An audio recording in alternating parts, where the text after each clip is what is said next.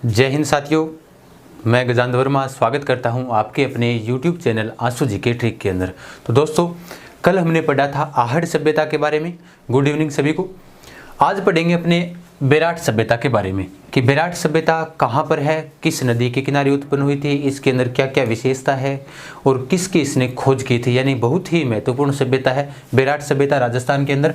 तो इस सभ्यता की सारी बातें आज एक साथ, सारा जितना डाटा है वो एक साथ पढ़ लेंगे। तो दोस्तों करते हैं शुरू। ठीक है, तो देखो बेराट सभ्यता से संबंधित जितनी भी महत्वपूर्ण बातें हैं वो आज अपने इस क्लास के अंदर सारी की सारी पढ़ लेंगे। तो बेराट सभ्यता वर्तमान में कहाँ पर है, ये कहाँ पर है, तो ये है वर्तमान के अंदर अगर बात करें तो ये है जयपुर जिले के अंदर। कहाँ है? जयपुर जिले में। ठीक है, यानी जयपुर जिले के अंदर है। साहेबपुरा एक उपखंड है, वहाँ पर स्थित है। साहेबपुरा के पास साहेबपुरा, ये साहेबपुरा उपखंड है, वहाँ पर ये सभ्यता उत्पन्न हुई है। अब देखो जयपुर के अंदर तो है बेराट, इसका दूसरा नाम, हाँ दूसरा नाम भी है इसका, इसी को कहते हैं विराट नगर सभ्यता। क्या कहते हैं भाई? विराट नगर सभ्यता। अब देखो जब अपने बात करती हैं बेराट सभ्यता या फिर विराट नगर सभ्यता की, तो ये यहाँ से भी बहुत सी महत्वपूर्ण बात है जो कि अपन पढ़ने मिलेगी। कौन सी बात है? देखो जैसे पांडवों ने अपना अंतिम समय यहीं पर बिताया था, हवेन सांग यहीं पर आए थे, सम्राट अशोक के शिलालेख यहीं पर है। तो इस प्रकार से बहुत सी दो महत्वपूर्ण बातें हैं वो इसी सभ्यता से संबंधित है।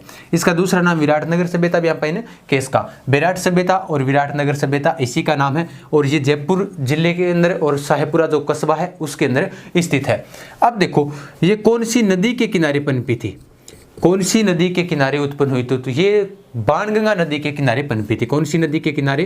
बाणगंगा नदी के किनारे। बाणगंगा नदी, या फिर इसका दूसरा नाम लिखते हैं इसे ताला नदी। क्या कहते हैं? ताला नदी, या फिर इसे कहते हैं अर्जुन की गंगा। अर्जुन की गंगा, इन नदी के किनारे ये सभ्यता क्या हुई थी भाई? विकसित हुई। देखो बेराट सभ्यता, विराट नगर सभ्यता नाम आ गया।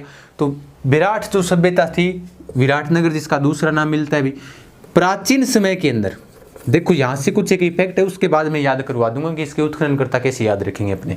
देखो प्राचीन समय के अंदर ये जो विराट सभ्यता, विराट नगर जो सभ्यता है वो थी मत्स्य जनपद की राजधानी। किसकी राजधानी थी? मत्स्य जनपद की राजधानी थी। जनपद की राजधानी कौन सी सभ्यता? भी विराट सभ्यता। अब देखो ध्यान रखिए, उठे विशेष बात है, यहाँ से ध्यान रखना है कि एक मिनट में देख लेता हूँ। कल थोड़ा सा क्या हुआ था, राइटिंग दिखाई नहीं दे रहा था साफ। तो मत्स्य जनपद की अगर बात करें तो ये मत्स्य जनपद की क्या थी? राजधानी थी। अब अठों की चीज, दो तीन चीज अपन याद रखनी पड़ेगी। कौन सी याद रखनी पड़ेगी? क्या देखो मत्स्य जनपद की राजधानी अगर अपन पूछ ले तो वो कौन सी सभ्यता होगी? वो होगी बेराट सभ्यता या फिर विराट नगर सभ्यता।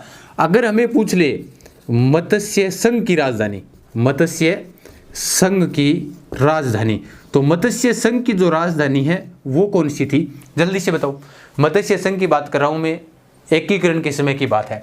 मत्स्य संघ की राजधानी जिसके राज प्रमुख उदयभान सिंह थे, जिनका उद्घाटन भरतपुर दुर्ग के अंदर हुआ था। राजस्थान का एकीकरण 7 चरणों में हुआ था, उसकी बात कर रहा हूं। तो ये मत्स्य संघ की राजधानी है। ठीक है, मत्स्य संघ की राजधानी है, बा अलग है। कौन सी है? शाबाश, अलवर है। कौन सी है? अलवर। मत्स्य संघ की राजधानी थी अलवर। ठीक है, प्रथम चरण के अंदर 4 रियासतें मिली थी। लेकिन अगर हमें पूछ ले मत्स्य जनपद की राजधानी क्या है, तो मत्स्य जनपद की राजधानी थी विराट नगर या फिर बेराट सभ्यता। जैसे एक और सभ्यता है, अपने रंगमहल सभ्यता पढ़ेंगे, हनुमानगढ़ वाली रंगमहल सभ्यता। अगर हमें पूछ ले कि रंगमहल सभ्यता एक क्षेत्र अपना हनुमानगढ़ जो गंगानगर जिला है, ये जिला नापा के वहाँ, ये जिला नापा कहता योधेय प्रदेश। क्या कहते थे? योधेय प्रदेश। योधेय प्रदेश। तो योधेय प्रदेश की अगर हमें पूछ ली राजधानी कौन सी सभ्यता है, तो योधेय प्रदेश की राजधानी थी रंगमहल सभ्यता। ठीक है, अब आपको ये बताओ जल्दी से कि नगरी जिसको मध्यमिका या फिर मेदपाट बोलते थे, वो किस जनपद की राजधानी थी? जल्दी बताओ, नगरी किस जनपद की राजधानी थी? आगे पढ़ेंगे नगरी सभ्यता चित्तौड़गढ़ वाली। ठीक है, तो रंगमहल सभ्यता की राजधानी यानी योधेय प्रदेश की राजधानी थी कौन सी सभ्यता? रंगमहल सभ्यता। देखो उसके बाद अगर अपने यहाँ से आगे बात करते हैं, ये तो हो गई कि मत्स्य जनपद की राजधानी। अब इनसे संबंधित बात करें तो इसको बताती हैं बौद्ध धर्म की सांस्कृतिक राजधानी। बौद्ध धर्म की सांस्कृतिक राजधानी। सांस्कृतिक राजधानी कौन सी सभ्यता रही है? बेराट सभ्यता रही है।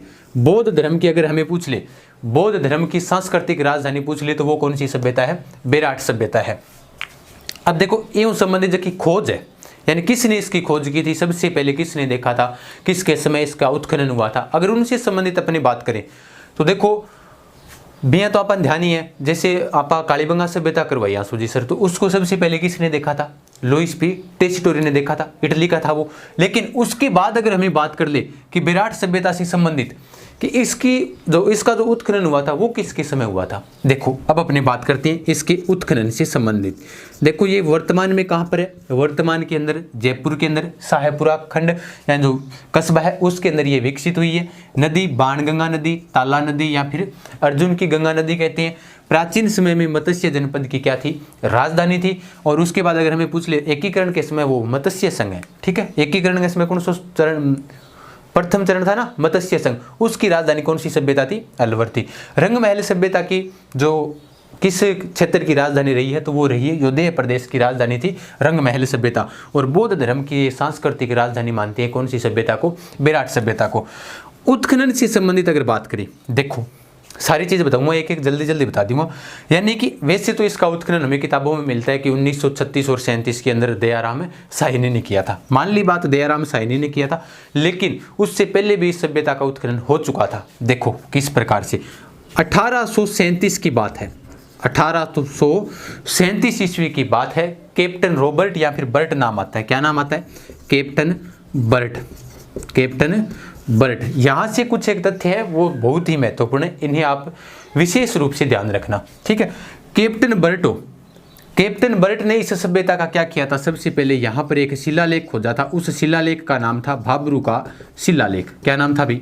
भाब्रू का शिलालेख। यानी भाब्रू के शिलालेख की खोज हुई थी यहाँ पर सबसे पहले। किसने खोजा था? वो खोजा था कैप्टन बर्ट ने, जिसका दूसरा नाम क्या मिलता है? कैप्टन रॉबर्ट भी मिलता है। भाब्रू के शिलालेख को ही कहते हैं कलकत्ता का शिलालेख भी कहते हैं। क्यों कहते हैं? देखो विराट शिलालेख कहते हैं इसे। 1840 में 3 साल बाद में, कब? 1837 में तो इसने खोजा था, और 3 साल बाद के अंदर क्या हुआ था? 1840 में। 1840 में इसे कहाँ भेज दिया? इसे भेज दिया कलकत्ता संग्रहालय में। कहाँ भेज दिया भाई? कलकत्ता संग्रहालय के अंदर।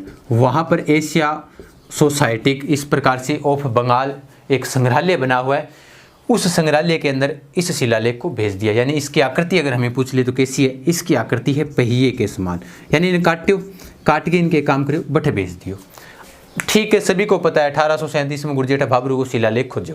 1840 में कलकत्ता संग्रहालय के अंदर इसे संग्रहालय के अंदर इसे भेज दिया था। यहाँ पर पहिए के आकार की क्या मिली है? यानी इसकी आकृति कैसी है? पहिए के आकार की है। कैसी है? पहिया जी गोलाकृति है। किसी का आकृति है? ई टाइप गोलाकृति है, पहिए का आकार की। इन काटी एंग ऊपर लिखिडो के मिली है। पहली बात तो ये है, यानी इस शिलालेख के ऊपर लिखा हुआ क्या मिला है? इस शिलालेख का अनुवाद किसने किया था? देखो मेन बात है, कैप्टन बर्ट ने इस शिलालेख को खोजा था, और इस शिलालेख का जो अनुवाद किया था वो किया था कैप्टन किटोई ने किया था। किसने किया था? कैप्टन किटोई ने किया था। ध्यान रखना, इसका लिथोग्राफ तैयार किया था। और जो लिथोग्राफ की एडमो है, देखो तो लिथोग्राफ से संबंधित अगर अपनी बात करें, लिथोग्राफ क्या होता है? लिथोग्राफ देखो, लिथोग्राफ यानी कोई भी जैसे शिलालेख है सेम टू सेम हो बिसी सेम टू सेम आकृति बना के बिन समझनो, यानी लिथोग्राफ इसका किसने तैयार किया था? वही क्या होता है? लिथोग्राफ होता है। तो इसका लिथोग्राफ तैयार किया था कैप्टन किटोई ने किया था। ठीक है, कलकत्ता संग्रहालय के अंदर इसे भेज दिया गया था 1840 में, और इसका लिथोग्राफ तैयार किया था कैप्टन किटोई ने किया था। ठीक है, इनको मैं अब मिटा देता हूँ। देखो ये है विराट सभ्यता। ठीक है, इन सभी को आप लिख लो साथ साथ में। यानी वर्तमान में जयपुर जिले के अंदर बाणगंगा नदी के किनारे विकसित हुई थी। ठीक है, और उसके बाद ये प्राचीन समय के अंदर किस जनपद की राजधानी थी? बताओ जल्दी जल्दी बताओ। मत्स्य जनपद की क्या थी? राजधानी रही थी। और मत्स्य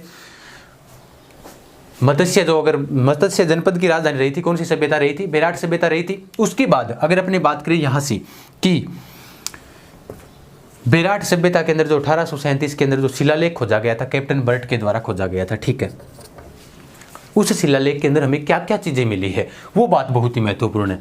देखो उस शिलालेख को उसके बाद में पढ़ेंगे, यानी कि उस शिलालेख में क्या मिला था कैप्टन बर्ट ने जो शिलालेख खोजा था। अब अगर बात करें उसके बाद इस सभ्यता को किसने खोजा था, उसके बाद यानी सवाई राम सिंह, जयपुर के कौन थे राजा? सवाई राम सिंह सेकंड, सवाई राम सिंह है, या फिर सवाई राम सिंह जिनको बोलते हैं ना, राम सिंह सेकंड, ठीक है, राम सिंह सेकंड। राम सिंह सेकंड के समय भी इस सभ्यता के उत्खनन हो है, कण करियो। राम सिंह सेकंड के समय इस सभ्यता का उत्खनन हुआ था। कित्ता राम जी खंगारोत, किसने किया था? कित्ता राम जी खंगारोत, यानी इसने इस सभ्यता का क्या किया था? उत्खनन किया था, कित्ता राम जी खंगारोत ने। यानी इसी के समय राम सिंह सेकंड की बात कर रहा हूँ, कछुआ वंश का राजा राम सिंह सेकंड, जिसने अंग्रेजों की तन मन धन से 1857 की क्रांति में क्या की थी? सहायता की थी, जिसके कारण उसको किसकी उपाधि दी थी? सितार ए हिंद की अंग्रेजों ने इसे उपाधि दी थी राम सिंह सेकंड को। और इसी के समय जयपुर को किस रंग में रंगा गया था? जिसको पिंक सिटी कहा जाता है, गेरुआ रंग में रंगा गया था। तो आपको ये बताना है कि सबसे पहले किसने कहा था इस शहर को पिंक सिटी, किसने कहा था? जल्दी जल्दी बताओ कमेंट कर कर कि इस शहर को सबसे पहले पिंक सिटी किसने कहा था, बताओ। राम सिंह सेकंड के समय भी कित्ता राम जी खंगारोत ने यहाँ पर क्या किया था? उत्खनन किया था। और यहाँ पर क्या मिला था? एक सोने का कलश मिला था। क्या मिला था? सोने का कलश, सोने का कलश मिला था। बताते हैं कि सोने के कलश में ऐसे मानते हैं कि किसकी अस्थियां थी? भगवान बुद्ध की अस्थियां थी, भगवान बुद्ध की अस्थियों के अवशेष, बुद्ध की अस्थियों के अवशेष, अस्थियों के अवशेष। कौन सी सभ्यता से संबंधित बात कर रहे हैं अपने? ये कर रहे हैं विराट सभ्यता से संबंधित। यानी कित्ता राम जी खंगारोत ने जबकि कलश मिली बनी, वो बताते हैं ये सोने का कलश था, ठीक है। और इंग अंदर के मिले हुए भगवान बुद्ध की अस्थियों के अवशेष मिले हैं। भगवान बुद्ध से संबंधित बता देता हूं तो बौद्ध धर्म के जो प्रवर्तक थे वो कौन थे? भगवान बुद्ध, जिनका दूसरा नाम गौतम बुद्ध भी जिन्हें कहते हैं, बचपन का नाम जिनका सिद्धार्थ था। 563 ईस्वी पूर्व में लुम्बिनी गांव में उनका, कपिलवस्तु के लुम्बिनी गांव में उनका जन्म हुआ था। जिनके पिता का नाम सुदोधन था, माता का नाम महामाया था, जिनकी पत्नी का नाम यशोधरा था, पुत्र का नाम राहुल था। जन्म के 7 दिन बाद उसकी माता की क्या हो गई थी? मृत्यु हो गई थी। वो भगवान बुद्ध से संबंधित अपने बात कर रही हैं, ठीक है। तो उसके बाद उनका लालन पालन किसने किया था? जल्दी से बताओ, कमेंट करके बताओ कि उनका लालन पालन किसने किया था। अब देखो, भगवान बुद्ध की अस्थियों के अवशेष यहाँ से मिले हैं। उसके बाद ये तो हो गई 1837 में कैप्टन बर्ट ने खोजा था। उसके बाद राम सिंह सेकंड के काल में भी इसका उत्खनन हुआ है। 1871, बहुत ही महत्वपूर्ण बात है ये, 1871 ईस्वी की। एक तो भारतीय पुरातात्विक विभाग के जनक अलेक्जेंडर कनिंघम को कहा जाता है। एक तो आए थे कनिंघम और एक इनके साथ आए थे ACL कार्लाइल। कौन आए थे? ACL कार्लाइल, जिनका पूरा नाम क्या होता है? अर्चिबल कैंपवेल कार्लाइल, ठीक है। बात है 1871 की। और एक और शिलालेख इन्होंने खोजा था, उस शिलालेख का नाम भी क्या था? भाम्ब्रू का शिलालेख। भाम्ब्रू का शिलालेख किसने खोजा था? कनिंघम और ACL कार्लाइल ने। ACL कार्लाइल है ना, अर्चिबल चैंपवेल कार्लाइल, इनको कहा जाता है राजस्थान पुरातात्विक विभाग को श्रेय दीजिए। राजस्थान पुरातात्विक विभाग का श्रेय किसे दिया जाता है? तो वो श्रेय दीजिए, ठीक है। ACL कार्लाइल को राजस्थान पुरातात्विक विभाग का क्या दिया जाता है? श्रेय दिया जाता है। ये तो इससे पहले की बात होगी, यानी इन शिलालेखों में क्या मिला है वो भी बताएंगे सभी। यानी दोनों शिलालेख मैंने बता दूंगा आपको कि यहाँ शिलालेख के अंदर क्या चीज़ मिली है जो महत्वपूर्ण अपने लिए। तो भाब्रू के शिलालेख, दूसरे शिलालेख की खोज करी ACL कार्लाइल ने की थी। और इसके साथ कौन आए थे? कनिंघम आए थे। तो अलेक्जेंडर कनिंघम को कहा जाता है भारतीय पुरातात्विक विभाग का जनक, और ACL कार्लाइल को राजस्थान के पुरातात्विक विभाग का श्रेय दिया जाता है, ठीक है। तो ये हो गया दूसरा शिलालेख जिसका नाम है भाब्रू का शिलालेख। उसके बाद बताते हैं 1910 ईस्वी में यहाँ पर DR भंडारकर आए थे। 1910 ईस्वी में कौन आए थे? DR भंडारकर। इन्होंने की बताते हैं कि इस सभ्यता का क्या किया था? उत्खनन किया था, देवदत्त रामकृष्ण भंडारकर। लेकिन अब अपने बात करेंगे, मेन बात है कि वह कौन सी है? दयाराम सायनी वाली है। तो राम सिंह सेकंड कछुआ वंश का राजा, इनके समय भी कित्ता राम जी इनका किलेदार था। कित्ता राम जी खंगारोत ने इसका क्या किया था? उत्खनन किया था। सोने का कलश मिला है, भगवान बुद्ध की अस्थियों के अवशेष मिले हैं। 1871 ईस्वी में कनिंघम और ACL कार्लाइल ने भी यहाँ से एक शिलालेख और खोजा था। उस शिलालेख का नाम कौन सा था? भाम्ब्रू का शिलालेख था। देखो, इस शिलालेख को पढ़ा किसने था? जगह गुरु जी थे पहले वो तो बता दियो, कैप्टन किटोई ने उसका क्या किया था? लिथोग्राफ तैयार किया था। तो इस शिलालेख को किसने पढ़ा था? इस शिलालेख को पढ़ा था बुहलर और सेनाल्ट। बुहलर और सेनाल्ट ने इस शिलालेख का क्या किया था? संपादन किया था, यानी इनको पढ़ा था। भाब्रू का जो दूसरा शिलालेख मिला था एशियल कालाइल और कनिंघम को, तो उसको पढ़ने वाले संपादन करने वाले कौन थे? बुहल्लर और सेनार्ट थे। ठीक है, अब अपनी बात करेंगे भी 1936-37 की, जद अठ आया दयाराम साहिनी। इनको मैं मिटा देता हूँ एक बार। देखो ये सभ्यताएं हैं जितनी भी, वो सभ्यताएं आपको एक लगातार एक क्लासें करवाते रहेंगे। जो महत्वपूर्ण सभ्यताएं हैं जिनसे संबंधित एग्जाम में भी हर बार एक क्वेश्चन आवे, मैं चीज़ थाने अब कंप्लीट करवा देवांगा। देखो वैसे अपनी बात करें भी, राजस्थान के जितने भी पुरातात्विक स्थल हैं वो सबसे महत्वपूर्ण स्थल हैं। ठीक है, तो विराट सभ्यता चल रही है अपनी। अब देखो इनको लिखते रहो आप साथ साथ में।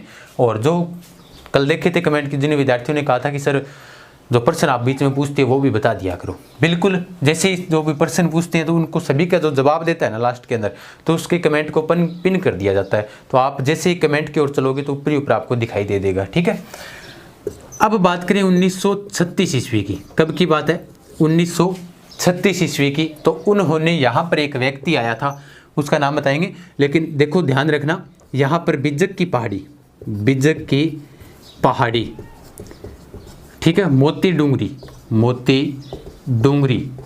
ठीक है, महादेव की पहाड़ी, महादेव डूंगरी जिसे बोलते हैं, महादेव डूंगरी, इनकी क्या की थी? खोज की थी।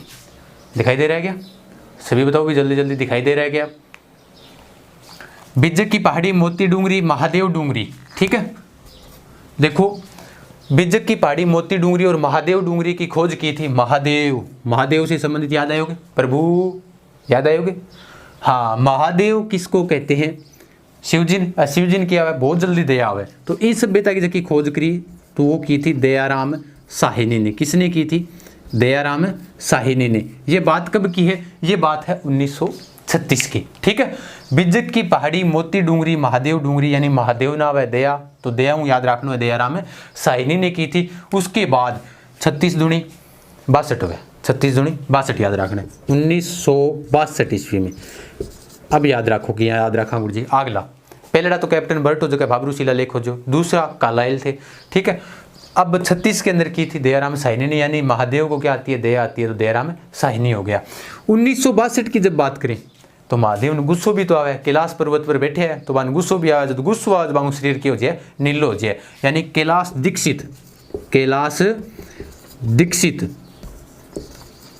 दीक्षित और नीलरतन बनर्जी ने इसकी क्या की थी? वापिस खोज की थी। ठीक है, यानी दया महादेव की पहाड़ी मिली है, महादेव को दया आती है, तो सबसे पहले दयाराम साहिनी हो गए 1936 में। और कदे कदे दया भी तो आए तो प्रभु जी ने गुस्सो भी तो आ जाए, कैलाश पर्वत पर बैठे बैठे जब उनको गुस्सा आता है तो उनका शरीर कैसा हो जाता है? नीला हो जाता है। तो कैलाश दीक्षित और नीलरतन बनर्जी ने इसकी क्या की थी? दोबारा इसका क्या किया था? उत्खनन किया था। अब देखो ये हो गए इनके उत्खनन से संबंधित सारी बातें। अब यहाँ से हमें याद क्या रखना है? अब यहाँ से आप ध्यान में रखना है भी यहाँ की विशेषता क्या क्या है। विशेषता अब मैं बता दूँ थाने सारी की सारी कि भाब्रू के शिलालेख में क्या मिले, पांडवों ने अपना अंतिम समय यहाँ पर कैसे बिताया था, वो सारी चीज़ें अब पढ़ लेंगे। ठीक है, तो ये हो गया उत्खननकर्ता से संबंधित सारी बातें हो गई, तो इनको मैं मिटा देता हूँ अब। तो 1936 वाली हो गई। 1936 में दयाराम साहिनी, 62 के अंदर नीलरतन बनर्जी और कैलाश दीक्षित ने इसकी क्या की थी? खोज की थी। ये हो गया। अब देखो इसी से संबंधित आगे बातें पढ़ते हैं। अब आप ये बताओ कि विराट सभ्यता के अंदर भगवान बुद्ध का जन्म विराट सभ्यता से ही बताया है। ये कौन से इतिहासकार बताते हैं और किस किताब के अंदर लिखा हुआ है? जल्दी जल्दी आप बताओ। ठीक है, कि भगवान गौतम बुद्ध का जन्म विराट सभ्यता के अंदर हुआ था, ये बात कौन कहता है और किस किताब में लिखी हुई है? जल्दी से बताओ।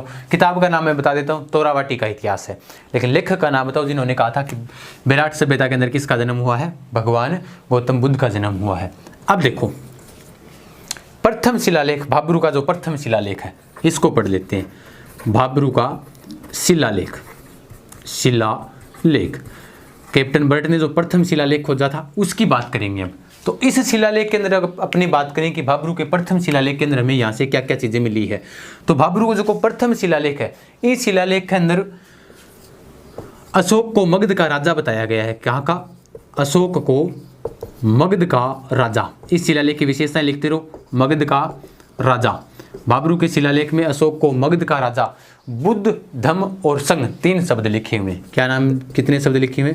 बुद्ध, धम्म और संघ, ये 3 शब्द लिखे हुए हैं। कहाँ पर लिखे हुए? भाबरू के शिलालेख में। अशोक ने गो हत्या पर रोक लगाई थी, इसी में लिखा हुआ है। ठीक है, अशोक ने गो हत्या पर क्या लगाई भाई? अशोक ने गो हत्या पर रोक लगाई थी, गो हत्या पर रोक लगाई थी। ठीक है, और अशोक को क्या बताया गया है? अशोक को बताया गया है बौद्ध धर्म का अनुयायी। अशोक को बौद्ध धर्म का अनुयायी बताया है। अशोक को बौद्ध धर्म का अनुयायी। ठीक है, अशोक को क्या बताया है? बौद्ध धर्म का अनुयायी बताया है। कौन सी शिलालेख में? ये भाबरू का जो प्रथम शिलालेख मिला था बिज्जक की पहाड़ी से। कौन सी पहाड़ी से? बिज्जक की पहाड़ी से, उसके अंदर ये बात लिखी हुई है। ठीक है, विराट सभ्यता से बिज्जक की पहाड़ी से भाबरू का शिलालेख मिला था। अशोक को मगध का राजा बताया है। बुद्ध, धम्म और संघ 3 शब्द लिखे हुए हैं। अशोक ने गो हत्या पर रोक लगाई थी और अशोक को बौद्ध धर्म का क्या बताया गया है? बौद्ध धर्म का अनुयायी बताया गया है। कौन सी शिलालेख की ये बात है? ये भाबरू के प्रथम शिलालेख की बात है, जिसकी खोज किसने की थी? कैप्टन बर्ट ने की थी। अब अपने बात करते हैं भाबरू का सेकंड शिलालेख। भाबरू का शिलालेख जिसकी खोज किसने की थी? ये ब्राही लिपि में लिखा हुआ है, जिसको बोलते हैं बुस्टोफिदन लिपि। ठीक है, भाबरू का जो शिलालेख है, इस दूसरे की खोज की थी कालाइल ने और कनिंघम ने साथ मिलकर की थी। अब देखो, इस शिले के ऊपर कौन सी लिपि लिखी हुई है? शंख लिपि लिखी हुई है। कौन सी लिपि लिखी हुई है? शंख लिपि लिखी हुई है। कौन सी शिलालेख की बात हो रही है? ये भाबरू के सेकंड शिलालेख की बात हो रही है। इसके ऊपर कौन सी लिपि लिखी हुई है? शंख लिपि लिखी हुई है। ठीक है, ध्यान रखना, भाबरू के शिलालेख के सेकंड के ऊपर कौन सी लिपि है? शंख लिपि। गुर्जा शंख लिपि की हुई है। शंख लिपि हुआ जी, देखो कोई, यानी इसकी आकृति तो बताते हैं शंख जैसी है। इसको ही बोलते हैं कूट लिपि, कूट लिपि। ठीक है, और इसी को ही बोलते हैं गुप्त लिपि। ठीक है, गुप्त लिपि। देखो, इनकी एक थोड़ी सी जगह में, बहुत ही कम जगह में छोटे छोटे लिखित है। ठीक है, शंख जैसी इसकी आकृति है। ध्यान रखना, भाबरू का जो शिलालेख है उसके ऊपर कौन सी लिपि है? शंख लिपि है। अब देखो, ये तो हो गई दोनों शिलालेखों से संबंधित बातें हो गई। ठीक है, अब यहाँ पर और मिला क्या क्या चीजें हैं वो पढ़ेंगे अब अपने। ठीक है, तो भाबरू का जो शिलालेख है इससे संबंधित ये बातें हो गई, इनको मैं मिटा देता हूँ। ठीक है, और जो दूसरा शिलालेख मिला है वो मिला है हमें भीमडूंगरी पहाड़ी से मिला है। ठीक है, ये थी अपनी इसकी और शिलालेखों से संबंधित महत्वपूर्ण बातें। अब देखो, शिलालेख हो गए, शिलालेखों के अंदर क्या क्या बताया गया है अशोक को, वो भी बातें बता दी गई आपको। अब आपको यहाँ से याद क्या रखना है? यहाँ पर बताते हैं कि भीमडूंगरी है, भीमडूंगरी के ऊपर एक तालाब स्थित है जिसका नाम है भीमसर तालाब। भीमडूंगरी के ऊपर कौन सा तालाब है? भीमसर तालाब। अब देखो, इस भीमसर तालाब से संबंधित जो की बातें हैं कि कोई तो कहता है, देखो भाई, द्रौपदी ने एक बार अटके लगी, प्यास लगी। क्या लगी? द्रौपदी को प्यास लगी थी। द्रौपदी को प्यास लगी थी। अब प्यास लगी तो सारों ज़्यादा भी चीज़ खाऊं तो जो क्या बता, भीम खान तो बहुत ज़्यादा शरीर को ताकतवर हो, भीम बहुत चीज़ें खाऊं तो, यानी कि अनाज बहुत ज़्यादा खाऊं तो, कितनों खाऊं तो अनुमान को लगा सका। ठीक है, तो कोई तो कहता है ऐसे ही 20-20 मन खा जाते थे भीम तो भीम इतना तकड़ो आदमी हो, क्या बता, द्रौपदी लगी प्यास, तो प्यास लगी पहाड़ी के ऊपर, पानी को नहीं हो, तो पानी को नहीं हो के काम करियो। इन्होंने क्या किया, कभी पहाड़ी के ऊपर मारी खींच के लात मारी, लात मारते क्या बता, पानी काट दियो। अब सोच लियो थे कितनों तकड़ो भीम, यानी जब लात मार के पानी काट दियो तो सोच लियो भीम कितनों तकड़ो। तो भीमसर तालाब, द्रौपदी को क्या लगी थी? प्यास, तो प्यास बुझाई गई थी। ठीक है, किसने बुझाई थी? भीम ने। पांडवों ने अपना अज्ञातवास, ये पंडितों से संबंधित, जो पांडवों से संबंधित बातें चल रही है कि पांडवों ने अपना अज्ञातवास कहाँ बिताया था? पांडवों ने अपना अज्ञातवास तो यहीं पर बिताया था उन्होंने अंतिम समय। अज्ञातवास के अंतिम समय कहाँ पर बिताए थे पांडवों ने? वो इसी स्थान पर बिताए थे। कौन सी सभ्यता के अंदर? विराट सभ्यता के अंदर, विराट राजा के पास, विराट राजा के पास। उन्हीं से संबंधित और बातें हैं कि अर्जुन का पुत्र था जिसका नाम था अभिमन्यु। अर्जुन का पुत्र अभिमन्यु। अब अर्जुन जो को पुत्र हो अभिमन्यु का विवाह हुआ था विराट राजा की पुत्री के साथ, और इस विराट राजा की जो पुत्री थी उसका नाम था उत्तरा। पुत्री का नाम क्या था? उत्तरा। तो ब्याह हो गयो, कर दिया ब्याह। अभिमन्यु वेड से ओ लियो जी उत्तरा, ये हो गई इनकी शादी। ठीक है, ये लिख बताती हैं। जैसे इस सभ्यता का उल्लेख महाभारत में मिलता है। इस सभ्यता के अंदर मौर्य काल के अवशेष मिले हैं, प्रागैतिहासिक काल के इसी सभ्यता के अंदर अवशेष मिले हैं। वैसे सबसे पहले इस सभ्यता का उल्लेख कहाँ पर भी मिलता है? महाभारत में भी इस सभ्यता का उल्लेख मिलता है। अब चलते अपने पांडवों से संबंधित सारी बातें कर लेते हैं। तो पांडवों ने अपना अज्ञातवास भी कहाँ बिताया था? विराट राजा के पास बिताया था। अर्जुन का जो पुत्र था जिसका नाम था अभिमन्यु, तो अभुम, और इधर विराट राजा की पुत्री थी जिसका नाम उत्तरा था। अंग व्याकी साकर्यु, ठीक है, अर्जुन के पुत्र और उत्तरा का विवाह आपस में हुआ था। उसके बाद क्या बताया कि विराट राजा की एक बार के चुराना आया था कौरव, गाय चुराने आए थे, तो गायों की खुरों के निशान यहीं पर है, गायों की खुरों के निशान, ठीक है, गायों की खुरों के निशान। अब आप ये बताओ कौन से दुर्ग के अंदर घोड़े के खुरों के निशान है? कौन से दुर्ग के अंदर वहाँ के राजा के घोड़े के खुरों के निशान है? जल्दी जल्दी बताओ, ठीक है। तो गायों की खुरों के निशान भी यहीं पर है। अब देखो यहां पर बताते हैं कि विराट राजा था, और इसका जो विराट राजा की जो महारानी थी, महारानी का एक तो था भाई और एक बताती है किच्चक नाम का यहाँ पर क्या था? व्यक्ति। महारानी का भाई और किच्चक नाम के जो दो व्यक्ति थे, उन्होंने क्या किया था? उन्होंने द्रौपदी के साथ अशिष्ट व्यवहार किया था। इसलिए पांडवों ने क्या किया? इस किच्चक और उस महारानी के भाई को क्या कर दिया था? मार दिया गया था। तो द्रौपदी से संबंधित एक बात याद आ गई कि कब तक आस लगाए रखोगी झूठे इन अखबारों से, कब तक आस लगाए रखोगी झूठे इन अखबारों से, कैसी रक्षा मांग रही हो दुशासन के दरबारों से। यानी कि कब तक आस लगाए रखोगी झूठे इन अखबारों से, कैसी रक्षा मांग रही हो दुशासन के दरबारों से, स्वयं जो लज्जाहीन पड़े हैं वो क्या लाज बचाएंगे, सुनो द्रौपदी शस्त्र उठा लो अब ना गोविंद आएंगे, ठीक है। तो किच्चक इनका भी किसने वध किया था? इनका भी वध किया था यहाँ के जो पांडव थे ना, उन्होंने इनका क्या कर दिया था? वध कर दिया गया था। अब देखो ये तो पांडवों से संबंधित बातें हो गई। अब पढ़ांगा पा हवेनसांग संबंधित कि चीनी यात्री हवेनसांग भी गुर्जरी सभ्यता में आए होगी। बिल्कुल, चीनी यात्री हवेनसांग भी आया था यहाँ पर। जल्दी जल्दी बताओ चीनी यात्री किसके शासनकाल में भारत आया था? हवेनसांग। देखो 634 ईस्वी में, 634 ईस्वी में बताओ भाई बताओ, 634 ईस्वी में यहाँ आया था हवेनसांग। कौन आया था? हवेनसांग। चीनी यात्री आया था हवेनसांग, ठीक है। तो इसी सभ्यता की क्या की थी भाई? यानी इस सभ्यता का भ्रमण किया था हवेनसांग ने। तो हवेनसांग क्या लिखता है इसके बारे में, विराट सभ्यता के बारे में? यानी हवेनसांग लिख लियो और साइड में ही सारी विशेषता पढ़ लेवांगा। हवेनसांग बताता है, देखो पहले तो याद करेंगे कि इस सभ्यता खातर हवेनसांग प्रयोग क्यों करियो, के शब्द को प्रयोग करियो? तो इन्होंने प्रयोग किया था पारयात्र शब्द का। के शब्द को प्रयोग करियो भी? पारयात्र शब्द का प्रयोग किया था। किसने किया था? हवेनसांग ने। कौन सी सभ्यता खातर? विराट सभ्यता खातर। वैसे तो आपको पता ही होगा हवेनसांग सबसे पहले कहाँ आया था? राजस्थान में भीनमाल जालौर के अंदर आया था, और इस सभ्यता के लिए इन्होंने पारयात्र शब्द का प्रयोग किया था। और इस सभ्यता का जो क्षेत्रफल था वो इन्होंने बताया था 2.5 मील। कितना बताया था? 2.5 मील बताया था, ठीक है, 2.5 मील। उसके बाद इन्होंने यहाँ पर महत्वपूर्ण बात है कि हवेनसांग ने विराट सभ्यता में कितने बौद्ध मठ बताए थे? तो इन्होंने 8 बौद्ध मठ बताए थे। 8 बौद्ध मठ बताए थे। यानी जो स्तूप और जो बौद्ध धर्म से संबंधित होती है ना, तो वो कितने बताए थे? इन्होंने 8 बताए थे। उसके बाद चीनी यात्री की अगर और बात करें तो इन्होंने क्या किया था बताते हैं भी कि ये भी लिखता है अपनी किताब के अंदर। कौन सी पुस्तक है इसकी? उसकी पुस्तक का नाम है सी के नाम है बिंग पुस्तक को सी की। देखो चीन का रंग से नाम है सी की, ठीक है। यानी चीनी यात्री आए थे, चीन का राष्ट्रपति है वहाँ शी जिनपिंग सारू सिस्टम आके नहीं है। यानी हवेनसांग था चीनी यात्री सी की, ठीक है। इसकी पुस्तक है, उसके अंदर ये क्या कहता है कि मिहिर कुल ने जो जितने भी स्तूप थे पश्चिमी भारत के अंदर 1600 स्तूपों का नष्ट किया था। मिहिर कुल नाम का एक व्यक्ति था, राजा था, जिन्होंने इस सभ्यता पर भी आक्रमण किया था और भारत के लगभग 1600 स्तूपों को क्या किया था? नष्ट किया था। 1600 स्तूपों को नष्ट किया था। ये बात कौन लिखता है?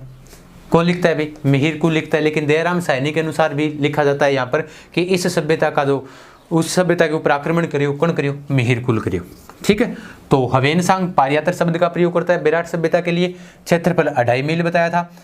8 बौद्ध मठ बताए थे। इनकी पुस्तक सी की है। मिहिर कुल ने यहाँ पर क्या किया था, आक्रमण किया था और पश्चिम भारत के 1600 स्तूपों को क्या कर दिया था, नष्ट कर दिया था। 634 ईस्वी में आया था, ठीक है, आपका हर्षवर्धन के शासनकाल में ये भारत आया था। शाबाश। देखो सबसे पहले भीनमाल जालोर के अंदर ह्वेनसांग आए थे। ये होगी ह्वेनसांग से संबंधित सारी की सारी बातें। अब देखो लिख ली होगी। अब पढ़ांगा आगे। देखो कुछ एक बच्चे कह रहे हैं सर जल्दी करवा रहे हो, जल्दी जल्दी तो पढ़ना है अब हमें, क्या पता भर्ती कभी आ जाए, लॉकडाउन जैसे ही खुल जाए उसके बाद भर्ती हो जाए, ठीक है। तो हमें जल्दी जल्दी ही पढ़ना है, सिर्फ और सिर्फ पढ़ाई करते रहो, ठीक है। तो ये विराट सभ्यता चल रही है। और अगर अपनी बात करें, ये नोट लगा कर लिखो एक बात आप कि बुद्ध सर्किट का संबंध किससे है, बताओ पहले तो आप बताओ। बुद्ध सर्किट, पर्यटन विभाग ने कुछ एक सर्किट स्थापित किए हैं जिसके अंदर एक बुद्ध सर्किट भी है, ठीक है। तो बुद्ध सर्किट के अंदर क्या है कि जैसे भी चीन से, श्रीलंका से, दक्षिण एशिया से, ठीक है, जितने भी यात्री आते हैं, यानी दक्षिण एशिया से राजस्थान के अंदर जितने भी यात्री आते हैं वो क्या करेंगे, उनका विकास के लिए किस सर्किट का स्थापना की है, बुद्ध सर्किट की स्थापना की है, ठीक है। यानी श्रीलंका है, चीन है, ठीक है, इन देशों से, बांग्लादेश, नेपाल, भूटान, इन देशों से जो भी विदेशी पर्यटक आते हैं उनके विकास के लिए राज्य सरकार ने एक स्थापित किया है बुद्ध सर्किट, ठीक है। ध्यान रखना, आपको ये बताना है, कमेंट कर बताओगे कि बुद्ध सर्किट की शुरुआत यानी इसको हरी झंडी किसने दी थी, यानी ये शुरुआत कब हुई थी बुद्ध सर्किट की, कमेंट कर बताओ आप सभी, ठीक है। साथ साथ में तैयारी रखो, क्योंकि जब आप देखोगे, अगर किसी को ध्यान नहीं है तो किताब में देखोगा तो 2-3 बातें और भी याद हो जाएगी, ठीक है। तो बुद्ध सर्किट की स्थापना भी, और इस क्षेत्र बुद्ध सर्किट के अंदर विराट सभ्यता को साथ में लिया गया है। उसके बाद यहाँ पर मौर्य काल के क्या मिले हैं, अवशेष मिले हैं, मौर्य काल के अवशेष मिले हैं। इसी सभ्यता के अंदर किसके अवशेष मिले हैं, मौर्य काल के अवशेष मिले हैं। उसके बाद मुगल काल से संबंधित अगर बात करूं मैं, मुगल काल में, तो मुगल काल के अंदर बताते हैं कि अकबर ने यहाँ पर एक टकसाल स्थापित करवाई थी। अकबर ने टकसाल होती है जो सिक्के डालने की, ठीक है, तो टकसाल स्थापित कराई, दिखाई दे रहा है क्या, ठीक है।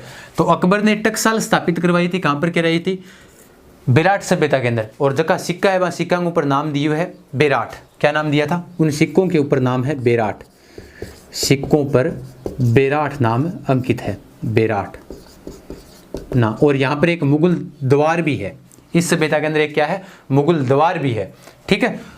अब याद रखना है, वो भी महत्वपूर्ण बात है क्योंकि सभ्यताएं चल रही है। अब यहाँ से आपको देखो एग्जाम में प्रश्न किया पूछा होता है, यानी कि विराट सभ्यता के बारे में निम्नलिखित में से कौन सा असत्य कथन है, या फिर विराट सभ्यता में निम्नलिखित में से क्या नहीं मिला, तो इस प्रकार के प्रश्न पूछे जाते हैं, ठीक है। तो विराट सिक्कों पर विराट का नाम कौन स्थापित करवाए, अकबर स्थापित करवाए, होगी ये बात।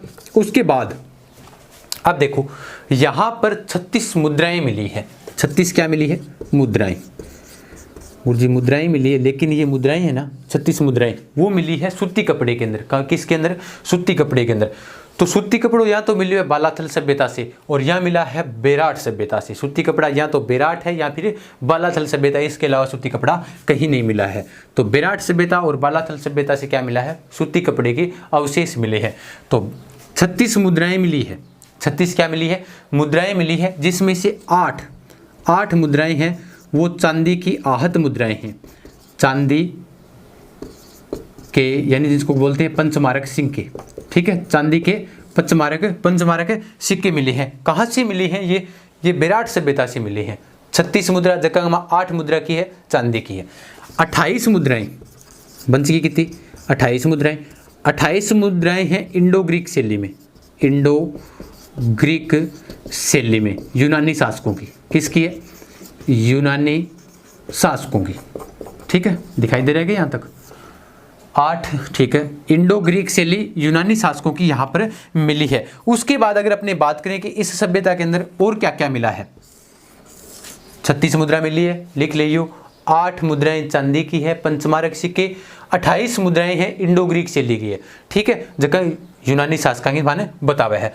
उसके बाद इनमें से 16 मुद्रा है, वो है यूनानी शासक मिनेंडर की, यूनानी शासक मिनेंडर की ये मुद्राएं यहाँ से मिली है।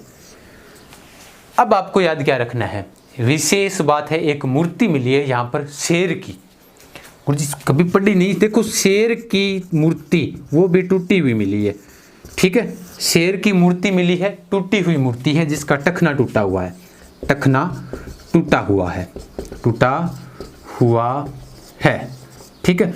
देखो कुछ एक मूर्तियां जो कि महत्वपूर्ण है, शेर की मूर्ति मिली है जकी के एक टूटे हुआ है, टखनो टूटे हुआ है। भगवान गौतम बुद्ध की भी मूर्ति मिली है, भगवान गौतम बुद्ध की मूर्ति मिली है, बुद्ध की मूर्ति। देखो आप कमेंट करते रहो जो भी आपको पता है, ताकि जो भी आप जुड़े हुए सारे लाइव, तो जिसके अंदर इसको इसके बारे में कोई भी वैसे तो एक्स्ट्रा बात रहेगी नहीं, वैसे भी रह जाए तो कमेंट करते रहो ताकि साथियों को भी आपके जो देख रहे हैं लाइव उनको भी पता चलता रहे। तो भगवान गौतम बुद्ध की जो मूर्ति मिली है कौन सी शैली मिली है, तो आ शैली है मथुरा शैली। ये महत्वपूर्ण है, सबसे महत्वपूर्ण कौन सी शैली है, मथुरा शैली है। क्योंकि एग्जाम में प्रश्न पूछा जाता है कि विराट सभ्यता के अंदर जो भगवान गौतम बुद्ध की मूर्ति मिली है वो कौन सी शैली में मिली है, तो वो शैली कौन सी है, मथुरा शैली है। और यहाँ से आप याद रखना एक बात और, फास्ट तो पढ़ा रहे हैं जी के, फास्ट ही पढ़ना है हमें। देखो भगवान गौतम बुद्ध की मूर्ति मिली है जो कि मथुरा शैली के अंदर मिली है। बिंग अलावा रंग महल सभ्यता के अंदर एक मूर्ति मिली है, यानी रंग कब आएंगे, जब गुरु और शिष्य साथ होंगे तभी तो रंग लगेगा, तभी तो आप नौकरी लगोगे, ठीक है। आपको विश्वास है, आप भावी कर्मचारी हो। तो रंग महल सभ्यता से किसकी मूर्ति मिली है, गुरु और शिष्य की। जब गुरु और शिष्य साथ हो तो रंग अपने आप लग जाएगा, ठीक है। और रंग महल सभ्यता से किसकी मूर्ति मिली है, गुरु शिष्य की मूर्ति मिली है। वो शैली कौन सी है, गांधार शैली है, ठीक है। यहाँ पर शैली कौन सी है, मथुरा शैली है।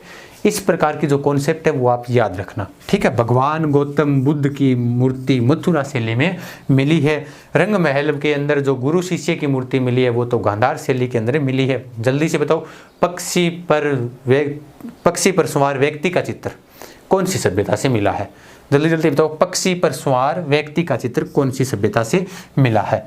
इनको मैं मिटा देता हूं, ठीक है। तो ये हो गई अपनी बेराट सभ्यता, लिख लिया आपने सभी ने। बाद में एक बार तो चल रही है क्लास, उसके बाद भी इस क्लास को दोबारा आप रिपीट कर लेना, ताकि जैसे भी आप एक एक बातें इनकी सभी से लिखोगे ना तो वो सारी कंप्लीट हो जाएगी आपकी, ठीक है। ये है विराट सभ्यता। चीनी यात्री वेनसांग के बारे में पढ़ लिया, पांडवों के बारे में हमने पढ़ लिया, इसके खोजकर्ता हमने पढ़ लिए, कहाँ पर स्थित है, इसके अंदर क्या क्या पूर्ण रूप से इसकी प्रमुख विशेषताएं क्या क्या है वो भी हमने पढ़ ली है। अब देखो इस सभ्यता का जो विनाश हुआ था, दयाराम साहनी क्या कहता है, दयाराम साहनी कहता है कि मिहिर कुल नाम का एक राजा था, उसने क्या किया, यहाँ पर आक्रमण कर दिया। किसने भाई, मिहिर कुल ने यहाँ पर क्या कर दिया, आक्रमण कर दिया। उसमें कारण क्या हुई, सभ्यता को विनाश हो गया। वेनसांग में लिख कर गया था कि पश्चिम भारत के 1600 स्तूपों को नष्ट कर दिया था किसने, मिहिर कुल ने कर दिया था, ठीक है। अब देखो उसके बाद एक प्रश्न मैंने शुरुआत में पूछा था, क्लास जैसे ही स्टार्ट हुई थी उस वक्त पूछा था, अब मैं बता देता हूँ उसका उत्तर। आप भी कमेंट करके बताना सारे कि जैसे तोरावाटी का इतिहास लिखा हुआ है, तोरावाटी का इतिहास किसने लिखा था, महावीर प्रसाद शर्मा ने। किसने लिखा था, महावीर प्रसाद शर्मा ने, ठीक है। और इन्होंने क्या कहा था, जैसे आपको पता ही है कांतली नदी जिन स्थानों पर बहती है उस प्रदेश को क्या कहा जाता है, तोरावाटी प्रदेश कहा जाता है। और तोरावाटी का इतिहास अगर हमें पूछ ले तो कोई महावीर आदमी लिख सके, तो महावीर प्रसाद शर्मा ने लिखा था। तो ये क्या बताते हैं, तो महावीर प्रसाद शर्मा ये कहते हैं कि इस प्रदेश के अंदर विराट सभ्यता के अंदर, इस किताब के अंदर क्या लिखते हैं कि विराट सभ्यता के अंदर भगवान गौतम बुद्ध का क्या हुआ था, जन्म हुआ था, ठीक है। ये थी अपनी विराट सभ्यता। उसके बाद अगर हमें और भी इनसे संबंधित और भी कुछ एक महत्वपूर्ण बातें हैं वो पूछ ले, तो मैंने आपको सभी लगभग जितनी भी महत्वपूर्ण बातें हैं वो करवा दी है। तो तोरावाटी, लेकिन ऐसा कहीं पर नहीं लिखा हुआ, और बाकी जगह कौन सी जगह को लिखी डोका है, भगवान गौतम बुद्ध को जन्म है जो विराट सभ्यता के अंदर हो। भगवान गौतम बुद्ध का जन्म हुआ था 563 ईस्वी के अंदर, मैंने बताई दिया आपको 563 ईस्वी ईसा पूर्व हुआ था, ठीक है। कपिल वस्तु के लुम्बिनी ग्राम में हुआ था, जिनके पिता का नाम सुद्धोधन था, माता का नाम महामाया था, जिनके बचपन का नाम सिद्धार्थ था, बौद्ध धर्म के प्रवर्तक जिनको माना जाता है, ठीक है। और इन्हीं से संबंधित अगर बात करें, जिनकी पत्नी का नाम यशोधरा था, पुत्र का नाम राहुल था, और जन्म के 7वें दिन इनकी माँ की क्या हो गई थी, मृत्यु हो गई थी। तो इनका लालन पालन किया था गौतमी प्रजापति ने, ठीक है। गौतमी प्रजापति गौतमी जिसका नाम है आता है प्रजापति। किसका बात कर रहे हैं भाई, भगवान गौतम बुद्ध से संबंधित बात कर रहे हैं। 1999 में यहाँ पर फिर उत्खनन हुआ था। कब की बात है, 1999 ईस्वी की। 1999 में उत्खनन हुआ था, तो यहाँ पर बौद्ध मठ भी मिले हैं, गोल मंदिर भी मिले हैं। गोल मंदिर बौद्ध धर्म से संबंधित है। गोल मंदिर, बौद्ध मठ भी मिले हैं। क्या मिले हैं? बौद्ध मठ भी मिले हैं। ठीक है, और ये कौन सी शाखा से है? ये है हीनयान शाखा से। कौन सी शाखा से है? हीनयान शाखा से। हीनयान शाखा से है। ठीक है, बौद्ध धर्म के अंदर जो शाखाएं होती है ना, महायान, हीनयान शाखा, तो ये जो मंदिर है वो हीनयान शाखा के, और मानते हैं कि ये बौद्ध धर्म के सबसे प्राचीन मंदिर मानते हैं इन्हें। क्या मानते हैं? बौद्ध धर्म के प्राचीन मंदिर। बौद्ध धर्म के प्राचीन मंदिर इन्हें मानते हैं। ठीक है, यानी बौद्ध धर्म के जो गोल मंदिर, बौद्ध मठ यहाँ पर मिले हैं, तो वो कौन सी शाखा से है? बौद्ध धर्म की हीनयान शाखा से है, और ये बौद्ध धर्म के प्राचीन मंदिर इन्हें कहा जाता है। उसके बाद यहाँ पर शैल चित्रों की बहुत ज़्यादा प्रधानता रही है, यानी पुरातात्विक विभाग ने यहाँ पर शैल चित्रों की खोज की है, तो इसलिए इसको कहा जाता है प्राचीन युग की चित्रशाला। विराट सभ्यता को क्या कहा जाता है? प्राचीन युग की चित्रशाला। अगर हमें पूछ ले कि पुरातत्व का पुष्कर किसे कहा जाता है, जल्दी से बताओ। पुरातत्व का पुष्कर किस सभ्यता को कहा जाता है? पुरातत्व का पुष्कर। तो शैल चित्र सर्वाधिक मिले हैं, और यहाँ पर हिरण की आकृति मिली है।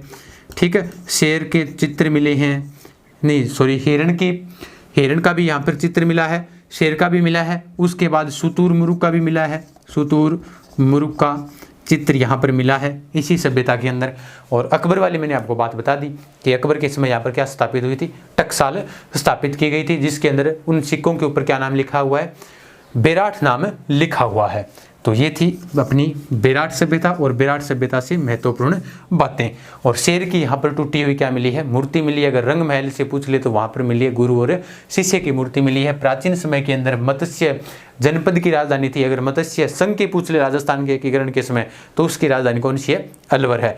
उसके बाद इसकी खोज हुई थी 1837 के अंदर, कैप्टन बर्ट ने की थी, और उस शिलालेख को कहाँ भेज दिया? 1840 में कलकत्ता भेज दिया। 1871 के अंदर फिर इसकी यहाँ पर एक और शिलालेख की खोज हुई थी, कनिंगम और एशियल कालाइल ने किया था। यानी भारतीय पुरातात्विक विभाग के जनक कौन थे? एशियल कालाइल, नहीं सॉरी, अलेक्जेंडर कनिंगम। और राजस्थान के जो पुरातात्विक का जो श्रेय दिया जाता है वो दिया जाता है एशियल कालाइल को। वो इन्होंने भी यहाँ पर एक और शिलालेख की खोज की थी। उसके बाद राम सिंह सेकंड के समय यहाँ पर भी क्या हुआ था? उत्खनन हुआ था, और उनके किलेदार थे कित्ताजी खंगारो, तो उनको यहाँ पर क्या मिला था? एक सोने का कलश भी मिला था। और यहाँ पर कुछ एक पहाड़ियाँ हैं जो मैंने बताई थी, बिज्जक की पहाड़ी से मिला है वो शिलालेख। गणेश डूंगरी, मोती डूंगरी, महादेव डूंगरी, भीम डूंगरी, यहीं पर स्थित है सारी की सारी पहाड़ियाँ। तो उन्हीं से संबंधित क्या क्या चीज़ें मिली है? जैसे पहले वाला शिलालेख मिला था भाबरू का शिलालेख, वो बिज्जक की पहाड़ी से मिला था। दूसरा शिलालेख कहाँ से मिला था? वो मिला था भीम डूंगरी से मिला था। ठीक है, तो ये सारे के सारे यहाँ पर मिले हैं। और इसका जो विनाश मानते हैं वो चीनी यात्री हवेनसांग क्या कहता है? दयाराम साहनी भी इसे कहता है कि मिहिर कुल ने आक्रमण कर दिया था, और चीनी यात्री हवेनसांग भी क्या कहता है? इन्होंने यहाँ पर क्या कर दिया था? आक्रमण कर दिया था। उसके बाद बुद्ध सर्किट से संबंधित बात होगी, उसके अंदर भी ये शामिल है पर्यटन विभाग के अंदर। ठीक है, और भगवान गौतम बुद्ध की अस्थियों के अवशेष, भगवान गौतम बुद्ध की मूर्ति मिली है, वो कौन सी शैली में? मथुरा शैली में। बौद्ध धर्म के प्राचीन मंदिर यहीं पर माने जाते हैं। तो ये थी अपनी आज की विराट सभ्यता। दोस्तों कैसी रही आज की क्लास? सभी कमेंट कर जरूर बताएं। जितने भी महत्वपूर्ण बातें थी क्लास की, जितनी भी इस विराट सभ्यता की जितनी भी महत्वपूर्ण बातें थी वो मैंने आपको सारी करवा दी है। तो सभी अपनी तैयारी जारी रखें, धीरे धीरे हम हमारी क्लास लेकर लेकर आएंगे आपके लिए। तो ये क्लास कैसी रही, आप सभी को इस क्लास के बारे में मैंने आपको पूर्ण रूप से जानकारी दे दी है, तो आप जरूर बताइए कमेंट कर ये क्लास कैसी रही, कोई कुछ बचा नहीं है। तो चलो ठीक है दोस्तों, मिलते हैं जल्द ही। गुड नाइट, जय हिंद, जय भारत।